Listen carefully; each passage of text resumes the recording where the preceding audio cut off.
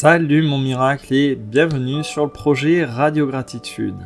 Tu sais qu'ici je te poste chaque jour un défi, une pratique quotidienne pour aller éprouver, expérimenter un type de gratitude bien particulier, une reconnaissance qui va nous rendre un tout petit peu plus de liberté, de souveraineté. L'idée c'est que toi et moi, on progresse ensemble sur ce chemin pour devenir ingouvernables, c'est-à-dire de moins en moins gouvernés par nos peurs, par nos réflexes, par nos automatismes, par nos conditionnements, par les crises avec lesquelles on nous gouverne, par l'ambiance, l'atmosphère du moment. Et pour ce faire, on utilise la gratitude au fil du temps, et chaque mois a un visage, un thème, un fil rouge particulier. Ce mois de mai, c'est l'abondance discrète, l'abondance qui n'est pas forcément monétaire. Ça fait 122 jours qu'on a démarré, et j'aimerais aujourd'hui que tu choisisses un accès, un service qui est là, à portée de main, et que tu as tendance à oublier. Ça peut être l'école, ça peut être la pharmacie, ça peut être la bibliothèque, ça peut être les transports en commun, les routes, le médecin, ça peut être ton voisinage, ça peut être des ressources.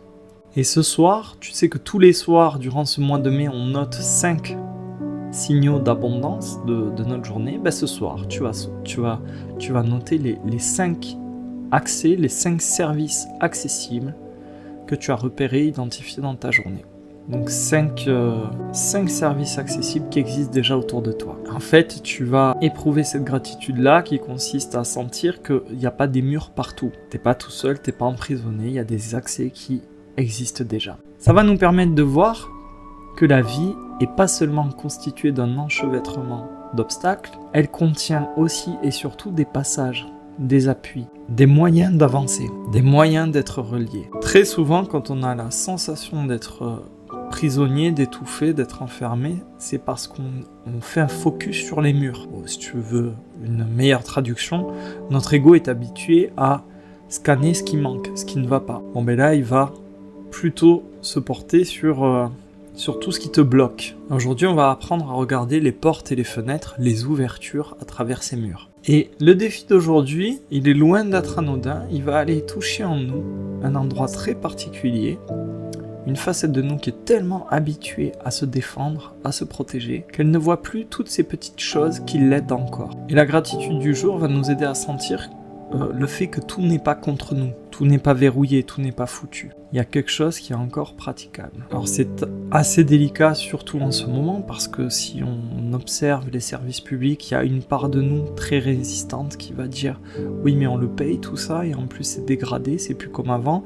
Même l'eau que tu bois du robinet, il vaut mieux quand même la filtrer parce que c'est pas trop ça. » Oui, on a accès aux médecins, mais alors dans quel délai, quelle dégradation de service? Oui, on a accès à l'école, mais alors quel niveau d'abrutissement ou de violence? Il y aura toujours une grosse résistance sur ce sujet-là. C'est vraiment pour ça que ce défi est important, parce que si on avance là-dessus, on va pouvoir se rendre davantage ingouvernable. Quoi qu'il en soit, le geste d'aujourd'hui, le défi d'aujourd'hui nous invite à desserrer la poitrine. L'idée, c'est qu'on ressente l'espace d'un instant, qu'on n'est pas coincé dans un couloir sans aucune sortie de secours. Quand on est très très informé, quand on est un peu dans la dissidence, dans la contre-information, dans la réinformation, petit à petit, on se laisse contaminer par cette lucidité un peu amère qui consiste à décréter d'une manière définitive que tout est fermé, que tout est foutu, que tout est verrouillé, que tout est compliqué, que tout est inaccessible. Et ça épuise.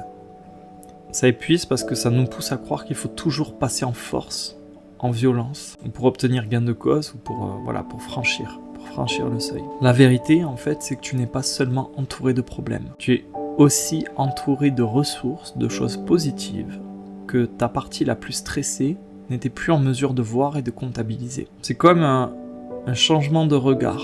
À la base, tu es formaté pour te demander qu'est-ce qui me bloque. Et avec cet exercice, on commence à se demander qu'est-ce qui me permet encore d'avancer. Aujourd'hui, on remuscle un petit peu notre confiance, une confiance pratique. Une confiance qui consiste à envisager qu'il existe encore un prochain pas. Tu vois, quand tu as un robinet qui s'ouvre et que l'eau vient, quand tu appuies sur un bouton et que l'électricité est là, quand tu cliques sur ton écran et qu'Internet répond, quand tu ouvres la porte d'une pharmacie et que tu as du rayonnage et des molécules, quand tu décroches ton téléphone et que tu as une personne joignable, ok, tout n'est pas parfait. La personne est probablement sur écoute, la pharmacie fait probablement des marges et engraisse l'industrie de Big Pharma. Internet, c'est pareil, il y a à boire et à manger. Mais globalement, l'eau du robinet, c'est pareil. Elle est là, elle est potable, mais elle est pas d'une qualité, elle n'est pas chargée de vie comme on serait en droit de l'espérer. Mais quoi qu'il en soit, ça existe, c'est à notre disposition et c'est des morceaux du monde qui ne nous ont pas encore lâchés, pas encore abandonnés. Si tu repères ça, tu desserres un petit peu la mâchoire de la peur. Si tu desserres la mâchoire de la peur, t'es un peu plus ingouvernable. Et attention, là, sur ce sujet-là, c'est très tendu pour tout ce qui est dissident, tout ce qui est résistant. Surtout si tu me découvres juste à l'instant. J'oppose pas la lucidité et la gratitude. On peut voir qu'il y a des problèmes dans les services publics, on peut voir que le bateau France, le navire France prend l'eau, et le navire Europe et le navire occidental globalement. On peut voir qu'il y a des intérêts financiers à la manœuvre derrière et que nous, en bout de course, on a un service qui est dégradé. Mais en même temps, tant que tu es capable de repérer des accès, des ressources sur lesquelles tu peux t'appuyer, des choses qui te relient à d'autres personnes, on peut pas t'enfermer uniquement dans la peur et dans cette hypnose de crainte. Tu peux plus être hypnotisé par ce discours de crise en crise qui consiste à nous vendre du manque partout. Le fait de voir les passages, les connexions, les portes ouvertes, ça te permet de reprendre du mouvement. Je m'arrête là pour aujourd'hui. Si tu veux aller plus loin, creuser cette thématique-là qui est un petit peu touchy et dont le pivot est capital, je continue dans l'initiation privée. Tu peux y accéder en cliquant sur le lien sous cette vidéo. Ça t'amène sur mon site, sur un contenu pour lequel tu choisis de participer en prix libre, en conscience. Tu mets absolument ce que tu veux, même si tu veux découvrir gratuitement avec 0€.